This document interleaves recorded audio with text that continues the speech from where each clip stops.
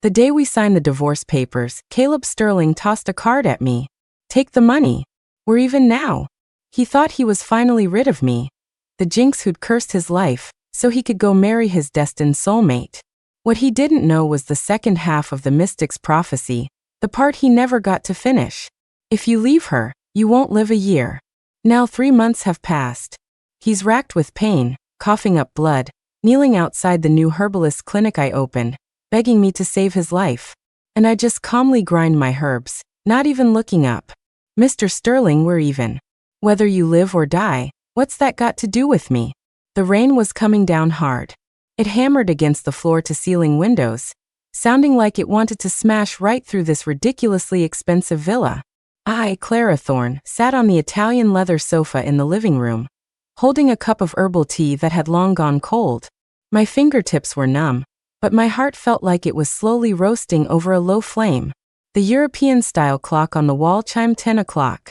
A familiar set of footsteps echoed from the entryway, steady, but with a hint of urgency he couldn't quite hide. I knew he was home. Caleb Sterling, my husband. Or I suppose my soon-to-be ex-husband. He shrugged off his rain-soaked coat, and the housekeeper rushed to take it. He didn't even glance in my direction, walking straight across the room to sit opposite me. Those deep-set eyes I once drowned in now felt like shards of ice, stabbing right at me. She's back, he said, his voice flat.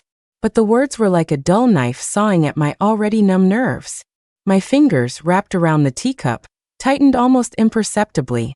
The cold from the porcelain seeped through my skin and into my bones. I knew who she was. Sophia, the woman who had lived in his heart for years, the one he'd idolized. Oh, I heard myself say.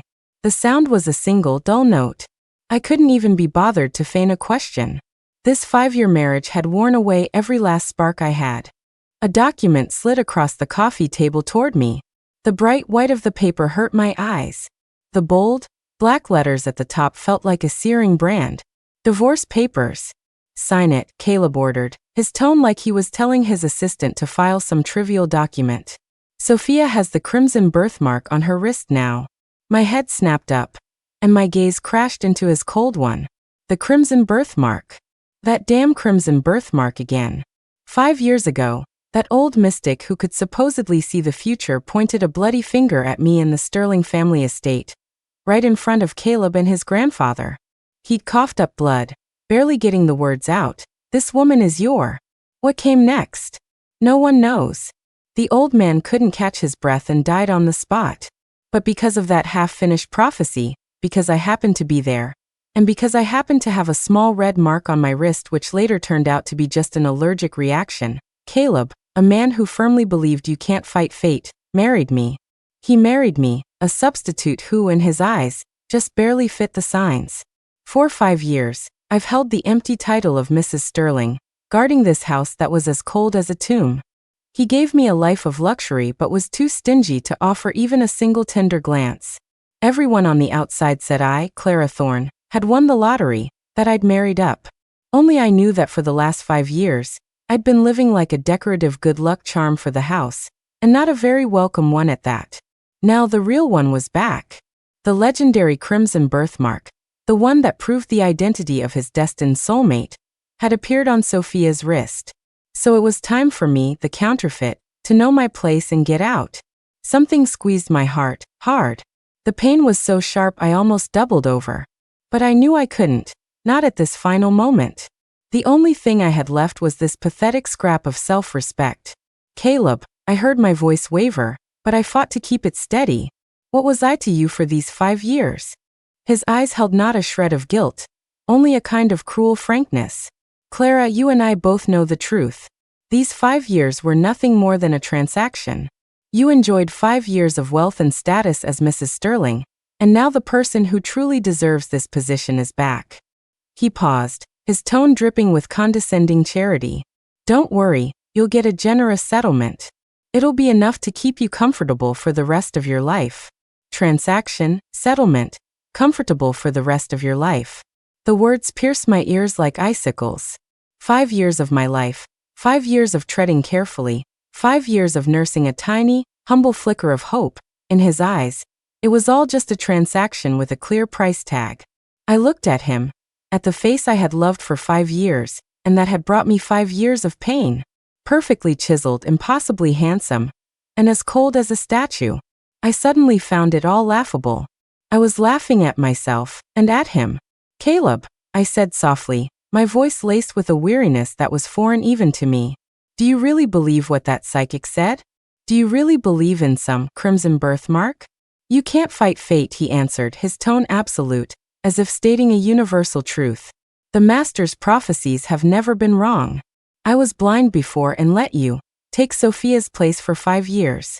It's time for things to be set right." Set right? What a way to put it. So what were my 5 years? A mistaken interlude? A temporary stand-in? An immense wave of helplessness and absurdity washed over me. All the grievances, the bitterness, and the anger strangely settled, hardening into a dead, icy calm. I took a deep breath, trying to keep my hands from shaking. My eyes scanned the divorce papers. The number listed under asset division was indeed impressive. Caleb had always been generous with money, especially when he was getting rid of someone. Fine. I picked up the cold tea and drank it all in one go. The icy liquid slid down my throat, chilling me all the way to my stomach, but it strangely cleared my chaotic mind. I picked up the pen and uncapped it. The nib hovered over the signature line for a moment. Caleb just watched, his expression unmoving, as if waiting for a predetermined process to complete. I suddenly remembered our wedding day. It was a rainy day too. He held the umbrella while I held his arm. I remember thinking, even if we're getting married for such a ridiculous reason, if I just try hard enough, maybe one day I can warm his stone-cold heart. Looking back now, it was so naive it was comical. You can't warm a stone. It will only cut your hands until they bleed. No more hesitation. I lowered my head and stroke by stroke, on that stark white paper, I signed my name, Clara Thorne. The signature was a bit messy but perfectly clear. I put the pen down, pushed the papers away, and stood up. I moved with a crispness that surprised even me. "Just wire the money to my account," I said, my voice as calm as a placid lake. "Caleb, from now on we're even." Without another glance at him, I turned and walked upstairs. I didn't have many things, most of them were bought by him. I packed one small suitcase with a few casual outfits I'd bought myself, some essential documents, and an old photograph of my mother that I had hidden away.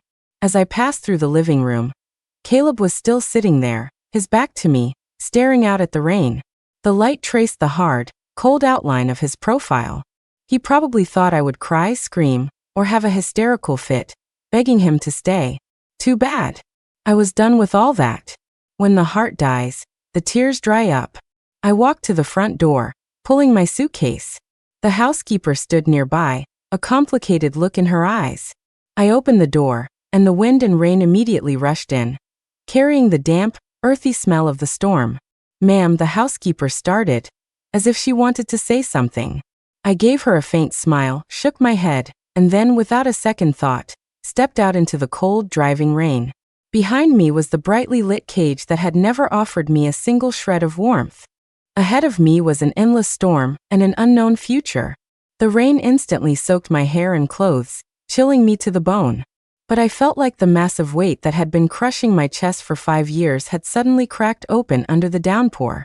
A tangled mix of pain, humiliation, and a faint sense of release sprouted like a wild vine inside me. "Caleb, you believe in fate, don't you? Well, you'd better pray that the end of the old mystic sentence, 'This woman is your,' wasn't some curse you'll live to regret. Because from the moment you let me walk out this door, your fate, my destiny. Who's to say how they'll turn out now?"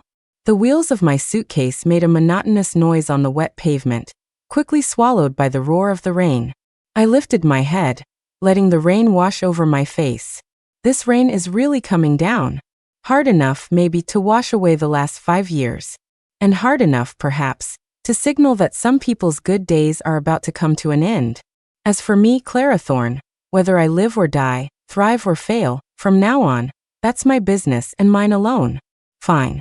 I'd get out. If there's one thing I, Clara Thorne, have, it's a strong backbone. If I could grit my teeth and survive 5 years in the stagnant water of the Sterling family, I could take that settlement money and claw my way back out of the mud. The day after signing the papers, I moved into an old street on the south side.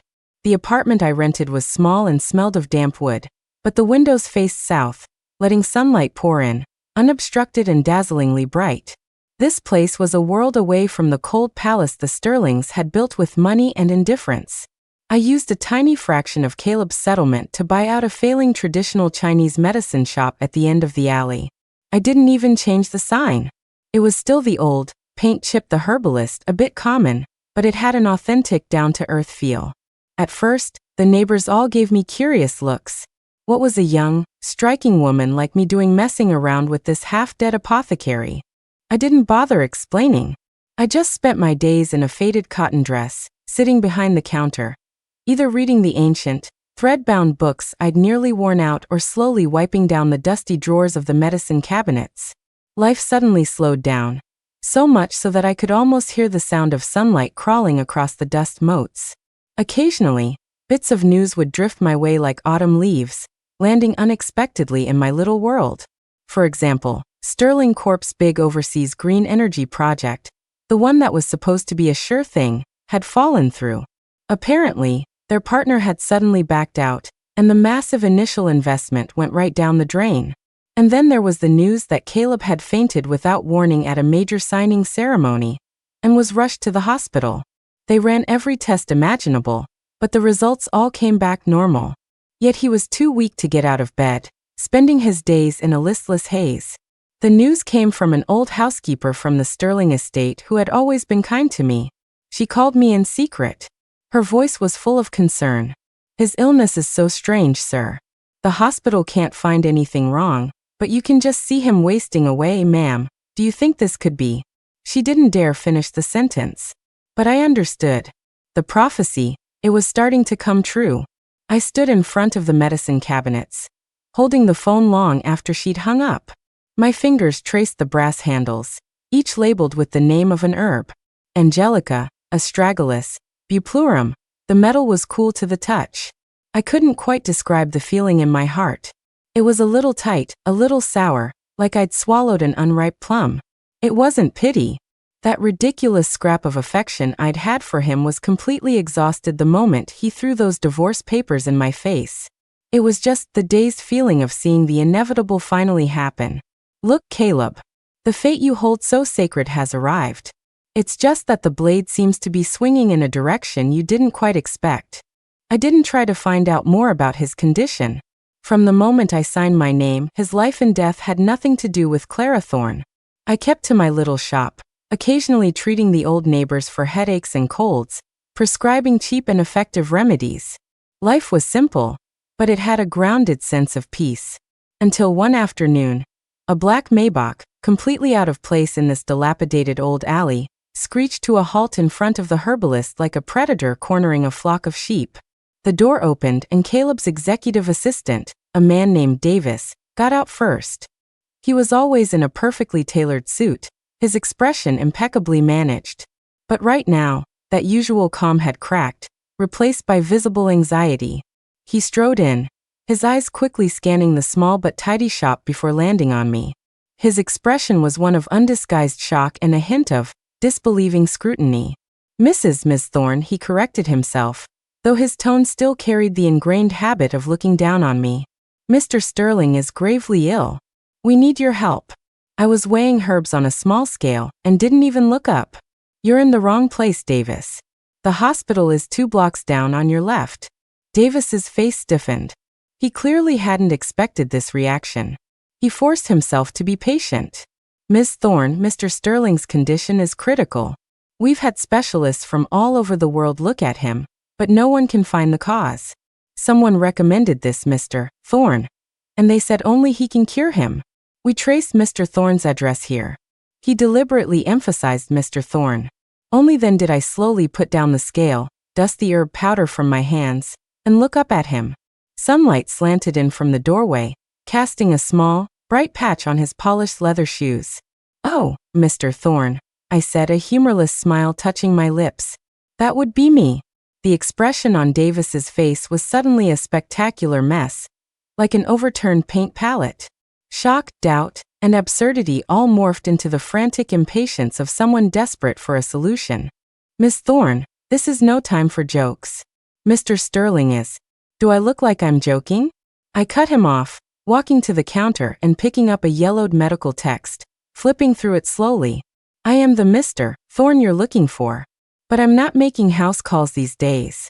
Especially not for, I paused, my gaze sweeping past him, as if it could pierce through the car door and see the weak, broken man inside. Strangers. Clara Thorne. Davis finally lost his composure, his voice laced with a threat. If anything happens to Mr. Sterling, do you really think you can walk away blameless? Don't forget, you two just got divorced.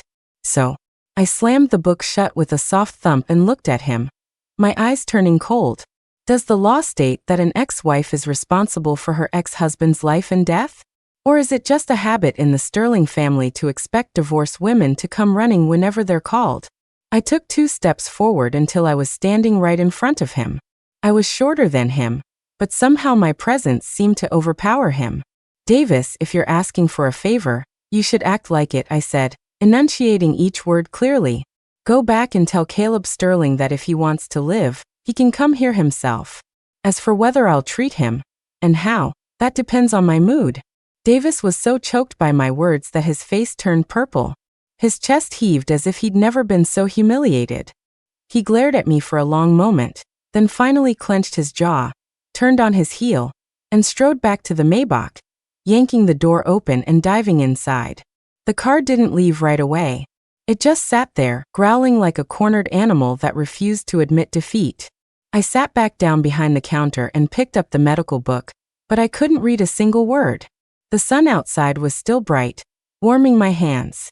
But I knew that the wheel of fate, which Caleb himself had set in motion, was now spinning wildly. He thought that by getting rid of me, the fake, he would be welcoming the real one, and an even more brilliant life. Little did he know, he had personally slammed shut the only door that might have led to his survival. And now the key to that door was in my hand. I looked down at my own hands, no longer meticulously manicured, now stained with a bit of herbal dust. Caleb, the fate you worship has delivered its first slap to your face. Does it hurt? Don't worry. This is just the beginning. The rain was still falling, a relentless drizzle that seemed determined to wash away all the city's accumulated filth and shame. Inside my little shop, the herbalist, the air was filled with the dry, bittersweet scent of herbs, a smell I found familiar and comforting. I sat behind the counter, methodically working an herb grinder. The stone wheel made a soft, rustling sound as it crushed the plants, like a quiet, meditative chant. Outside, the black Maybach remained silently parked, a massive beast stranded on a shallow bank, creating an absurd standoff with the dilapidated old alley. Raindrops splattered against its gleaming roof, kicking up tiny sprays of water. I knew the person inside was waging a war with himself. For a man like Caleb, pride was etched into his very bones, forcing him to drag his sick body out of the car, to walk into this shabby shop he would never normally spare a second glance, to beg for help from the ex-wife he had personally discarded. That was probably 1,000 times harder than admitting one of his projects had failed. The minutes ticked by. The rustling of the grinder and the patter of the rain intertwined. Finally, the back passenger door clicked open from the inside. A pale, slender hand emerged first, gripping the doorframe so tightly the veins on the back of it stood out, trembling slightly. Then, a tall figure struggled to get out. It was Caleb. He was leaning almost all of his weight on the car door and on Davis. The suit that was once impeccably tailored now hung loosely on his noticeably thinner frame, looking empty. His face was an unhealthy ashen gray. His hair was slicked to his forehead with rain, and his lips were chapped and colorless. He laboriously lifted his head, his gaze cutting through the rain to my small, warmly lit shop. In that instant, I clearly saw the complex emotions swirling in his eyes: disbelieving shock, bone-deep humiliation, the panic of a man on the brink of collapse, and a trace of utter bewilderment at being so cruelly toyed with by fate.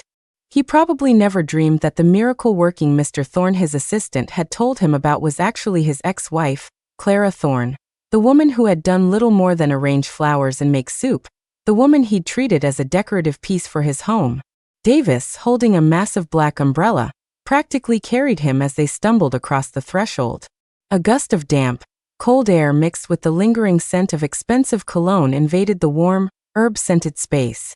I stopped grinding but didn't get up. I just lifted my eyes slightly, my gaze landing on them with placid indifference. As if they were just two ordinary patients who had arrived a little late. Miss Thorne, Davis's voice was breathless, but mostly just awkward. Caleb's lips moved, as if he wanted to say something, but a violent coughing fit seized him. He bent over, coughing so hard it seemed to tear him apart. His shoulders trembled violently, as if he were trying to expel his own organs. The sound was terrifyingly hollow. Davis frantically patted his back, his face a mask of anxiety. I watched quietly, waiting for the fit to subside.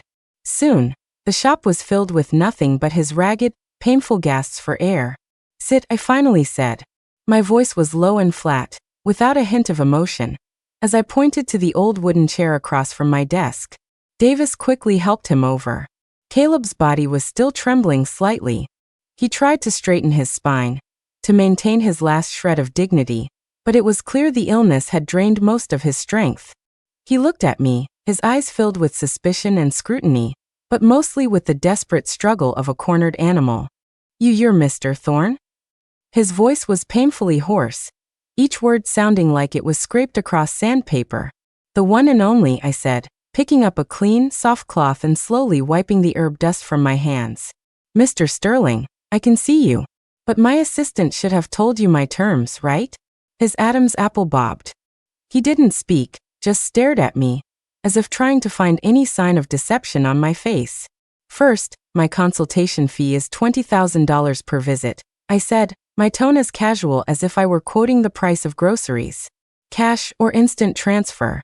No credit." Davis sucked in a sharp breath. Caleb's brow twitched. "Second, how I treat you and what medicines I use are not up for discussion. You just do as you're told." Third, I paused, my gaze finally landing squarely on his eyes, which were filled with resentment and humiliation. "If you trust me, I'll treat you. If you don't, the door is right there. Don't let it hit you on the way out." The air grew thick. Even the sound of the rain seemed to fade. I could hear his suppressed breathing, getting heavier and heavier. $20,000 was a drop in the bucket for a man like Caleb Sterling.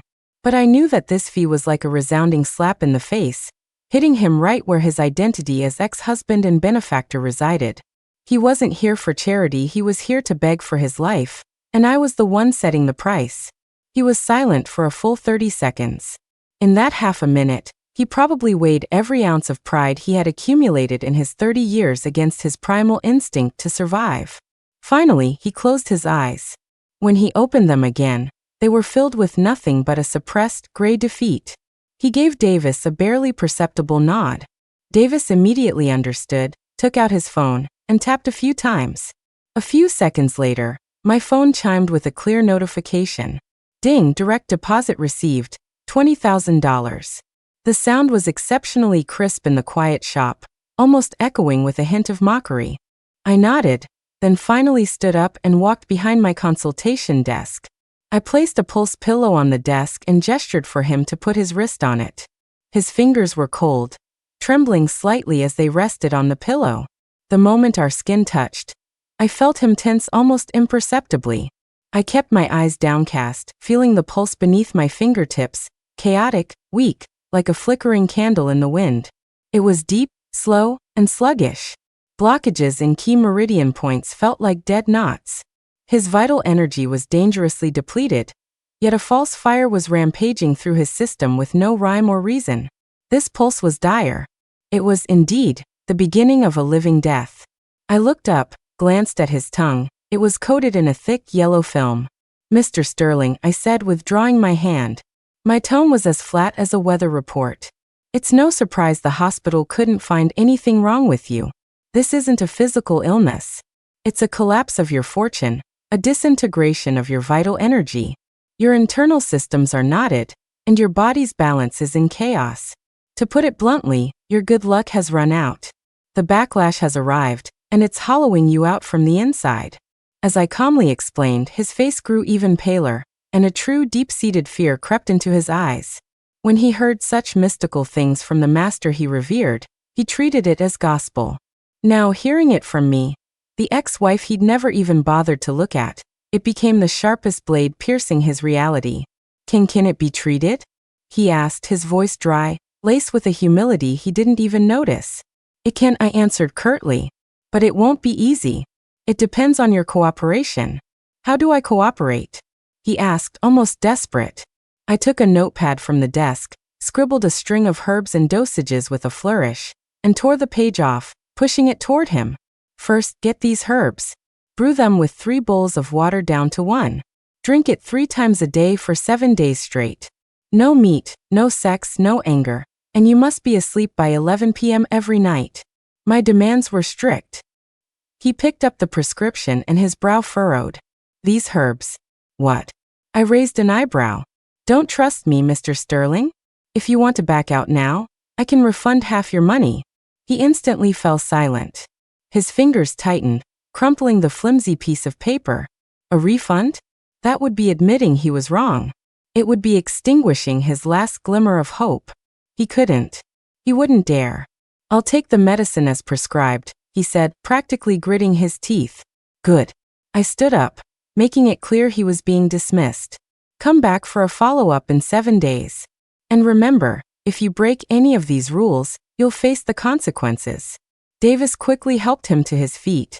Caleb gave me one last, deep look, an expression too complex to decipher, before letting Davis guide him, step by agonizing step, out of my shop and back into the cold, driving rain. I walked to the door and watched the Maybach slowly pull away, its taillights smearing 2 blurry red streaks on the wet ground. The air still seemed to carry the scent of his despair and humiliation. I gently closed the door, shutting the whole farce outside. Turning back to the counter, I idly scrolled to the $20,000 transaction record. There was no sense of triumph, no joy of revenge. Just a cold, placid calm. Caleb, what you owe me is so much more than a mere $20,000. You owe me 5 years of my heart. You owe me justice. And this is just the first interest payment. In the grinder on the desk, the herbs had been crushed into a fine powder, releasing an even stronger, more bitter aroma. I pinched a little and brought it to my nose. Bitter, but with a sweet aftertaste. Just like the flavor some people were about to experience. The medicine was brutally bitter. The dark brown liquid, served in a coarse porcelain bowl, gave off a smell so intense it was nauseating. Just the scent alone made the back of his tongue clench. Caleb Sterling sat in his spacious, luxurious, yet soullessly cold bedroom, staring at the bowl of life-saving medicine. His brow knotted in disgust. He had never touched anything so crude in his life.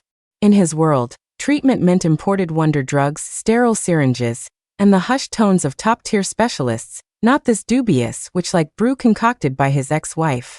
But he had no choice.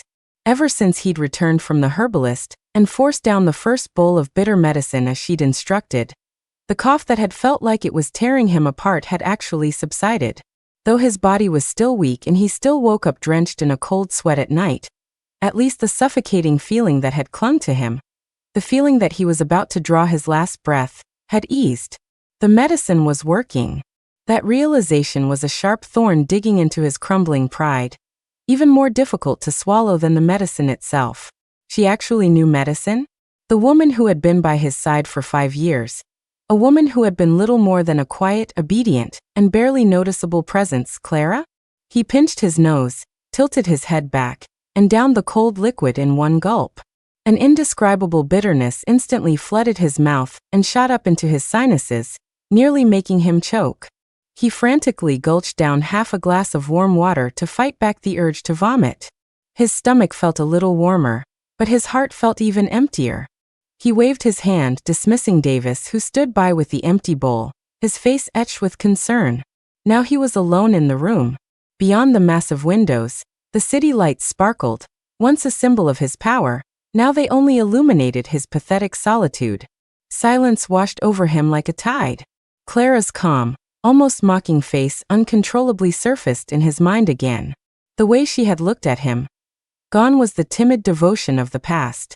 All that remained was an all-seeing indifference, as if his struggles and his humiliation were nothing but a clumsy performance in her eyes. Why? If she truly had these skills, why had she never shown them in the past 5 years? Why was she content to be a silent backdrop in his life? A backdrop he had so easily discarded. Sophia has the crimson birthmark on her wrist now. Is that what he had said? So confident, so matter-of-fact, as if it were indisputable proof. The crimson birthmark. Caleb's fingertips tapped unconsciously on the table. A vague doubt, like a pebble dropped into a calm lake, suddenly sent ripples spreading outwards. He remembered it clearly.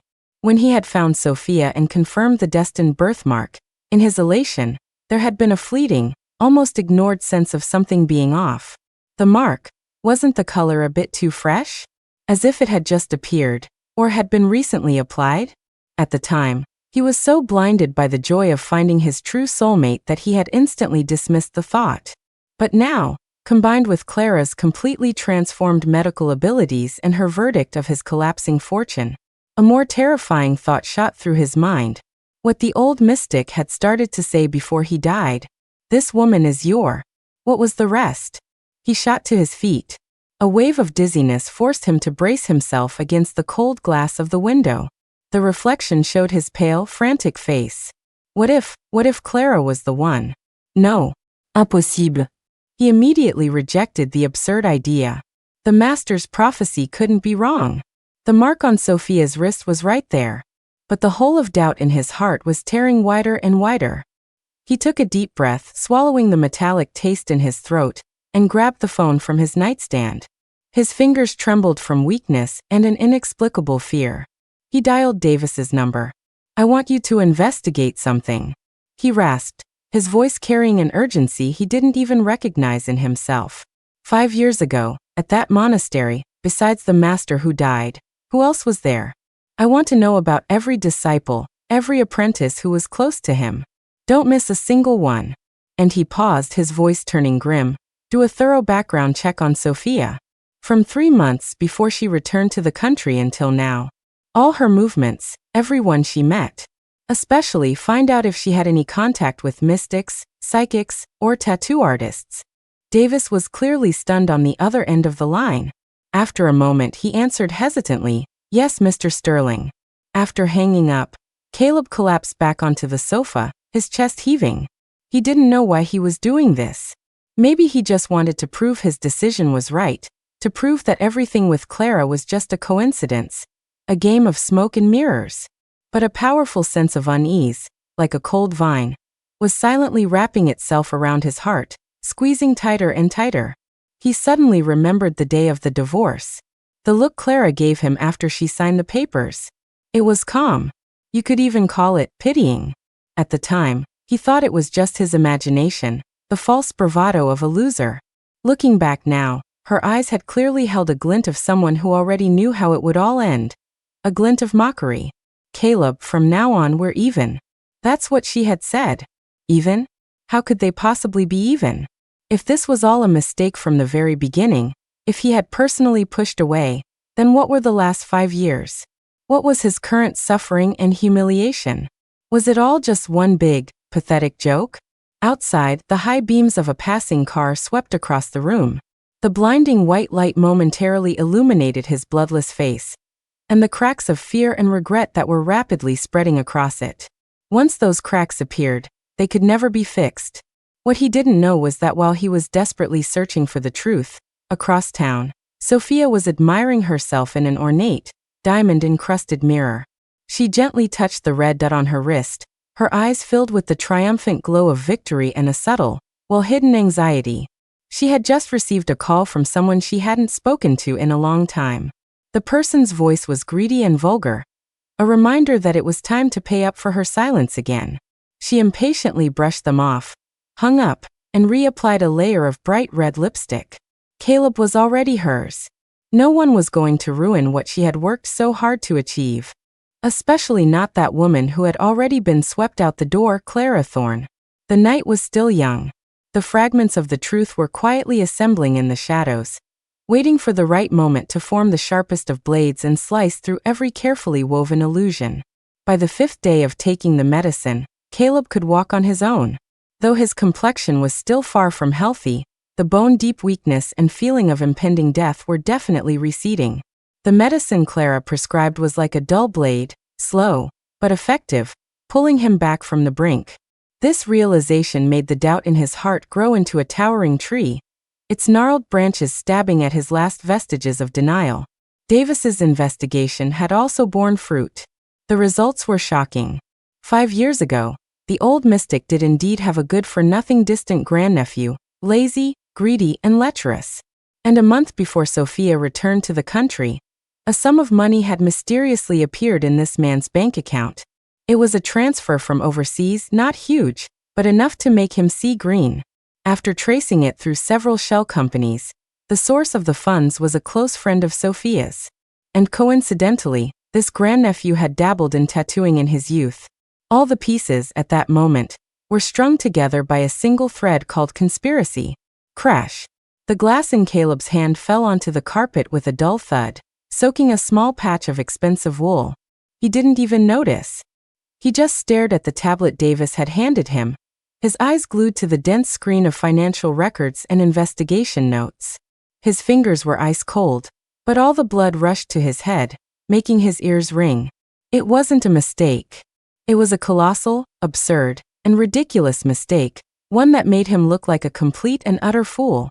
He remembered how he had mocked Clara because of this shoddy scam, how he had thrown the divorce papers in her face, how he had declared with absolute certainty that she was just an imposter keeping someone else's seat warm. Arg! A low, guttural roar, like that of a dying animal, tore from his throat. He raised his hand and slammed his fist down on the mahogany table. The back of his hand instantly swelled, a sharp pain shooting through it, but it was nothing compared to the agony of being ripped apart and trampled from within. Sophia. He grabbed his car keys and charged out of the house like a fully enraged lion, his eyes bloodshot. He didn't even bother with a coat, wearing only a thin dress shirt as he plunged into the cold night air.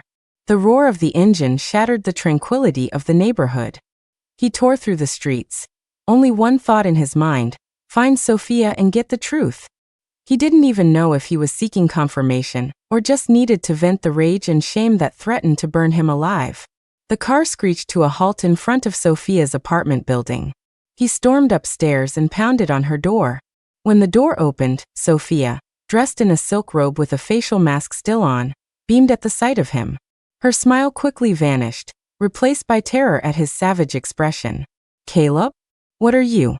Before she could finish, Caleb seized her wrist, his grip so tight it felt like it would shatter her bones. "Ow! That hurts. What are you doing?" Sophia cried out in pain. The mask fell off, revealing her panicked face. "This mark." Caleb's voice was terrifyingly hoarse, like sandpaper on wood. "How did you get it? Tell me." Sophia's face went white, her eyes darting around. What are you talking about? It's natural, of course." "Bullshit." Caleb dragged her across the living room to the floor-length mirror, pressing her wrist hard against the cold glass. "Natural? Sophia, who do you think you're kidding? Do you want me to get an expert to authenticate it right now? To see if this is a birthmark or if it was goddamn tattooed on?" His fury and his blazing eyes completely shattered Sophia's composure. She started struggling and crying. "Let me go. Caleb. You're hurting me." So what if it is? "I just wanted to be with you again. What did I do wrong? What right does that Clara Thorne have?" "What right?" Caleb shoved her away as if she were a piece of filth, watching as she stumbled and fell onto the carpet. He glared down at her, his eyes colder and more disgusted than she had ever seen. "She has the right because when I was dying, she could save me. And you? What can you do besides pull these cheap, underhanded tricks to deceive me?"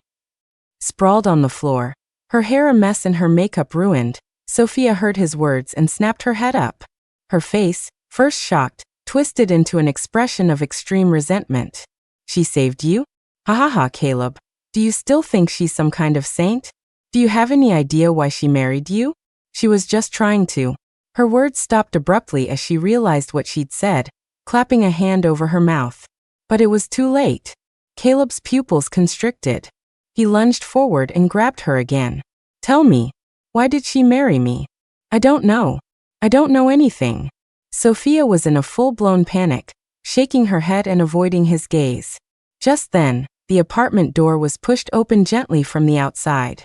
A slender figure leaned against the doorframe, holding a reusable grocery bag filled with a few fresh herbs. It was Clara. She seemed to have been just passing by, or perhaps she had heard the commotion. Her expression was calm, so calm it was almost indifferent. She looked at the chaotic scene as if she were watching a bad play that had nothing to do with her. Her gaze swept coolly over the pathetic Sophia before finally settling on the crazed Caleb. It seems Mr. Sterling has found what he was looking for, she said, her voice quiet but carrying clearly to everyone in the room, tinged with a knowing sarcasm.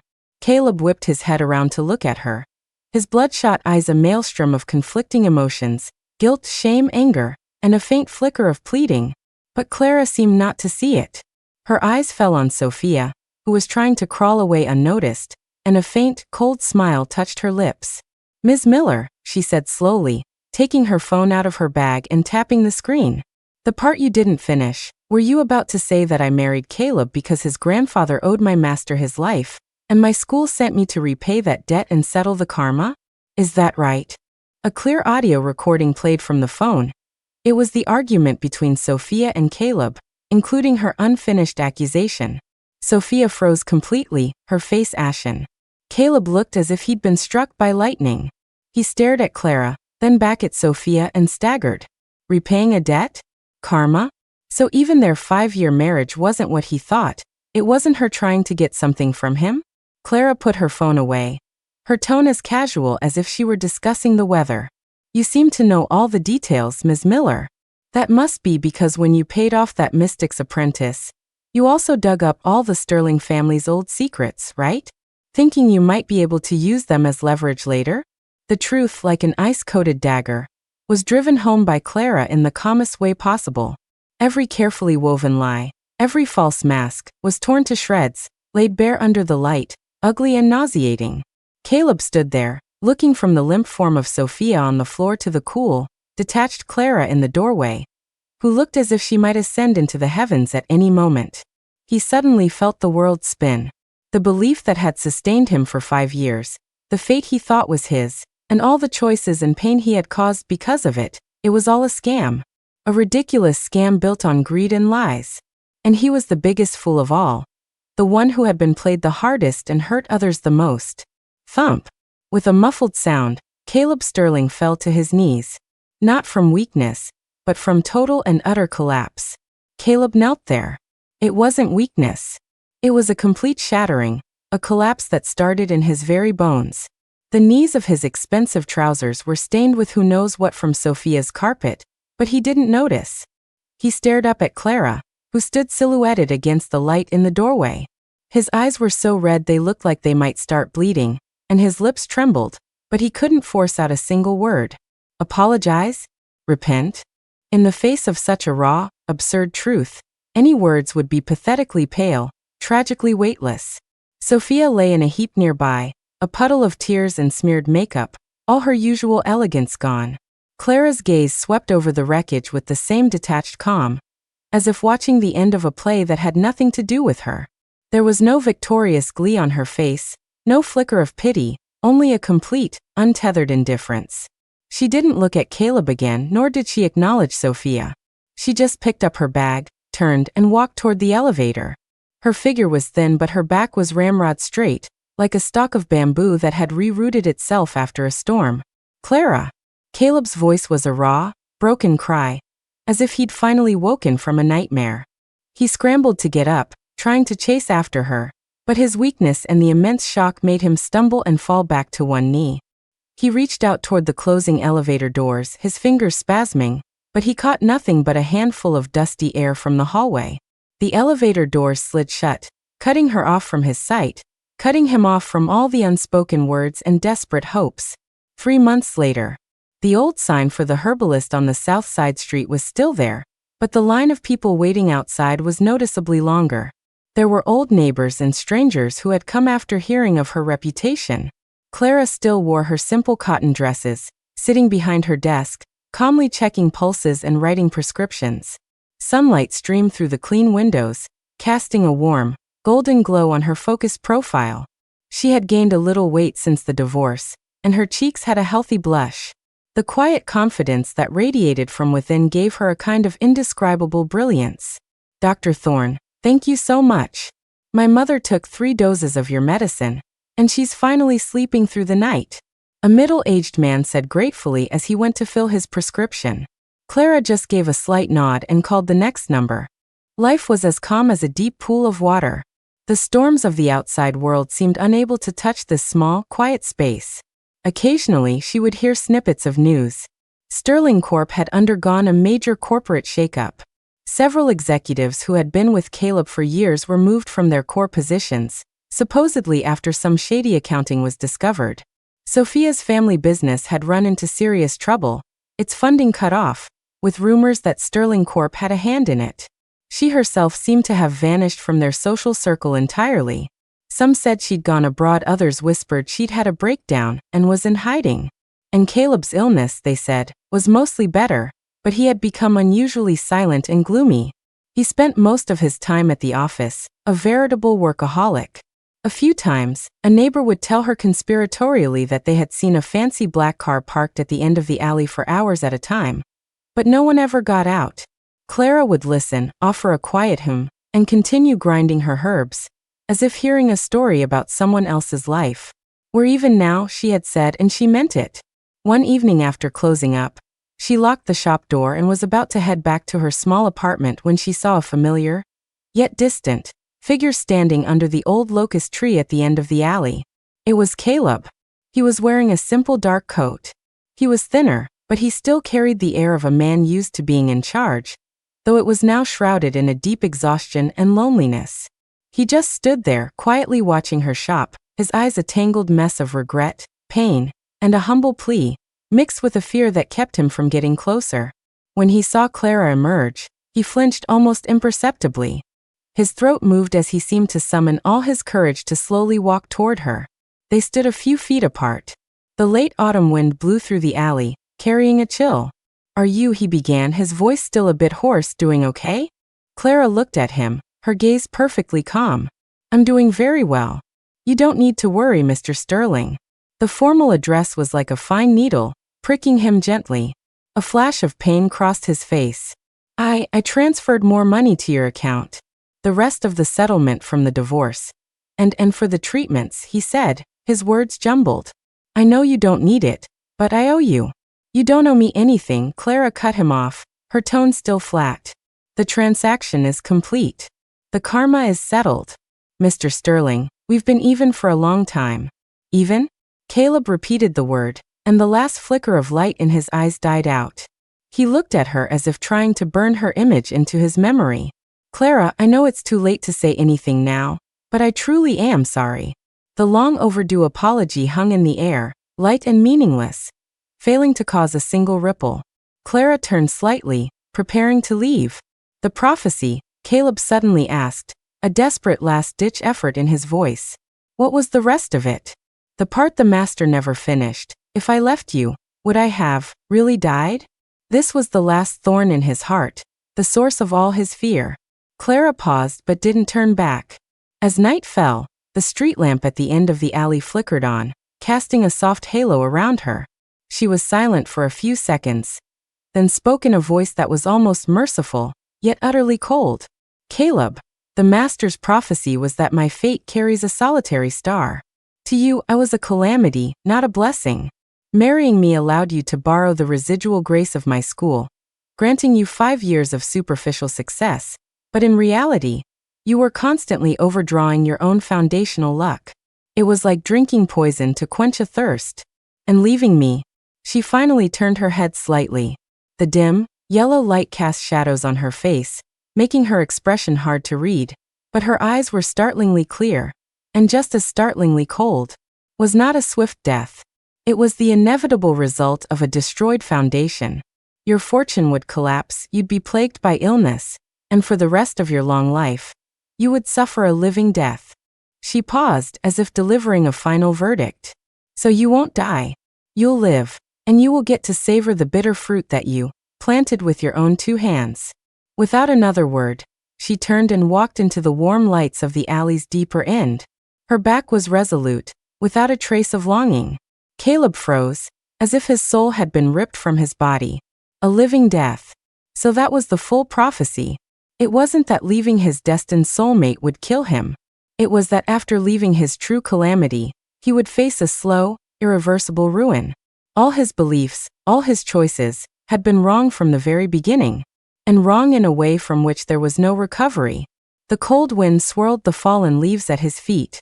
He stared down the alley where she had disappeared, at the warm glow of the lantern outside the herbalist, and for the first time, he understood with absolute clarity. The only light in his life, the one medicine that could have saved him, he had pushed away with his own hands, and now she was lost to him forever. How would he face the rest of his long life? This prophecy of a living death. He didn't know. He only knew that from this moment on, every night would be unbearably long. And the name Clara Thorne would no longer be about love or hate. It would be a scar carved into his fate, a curse like crack that would never heal.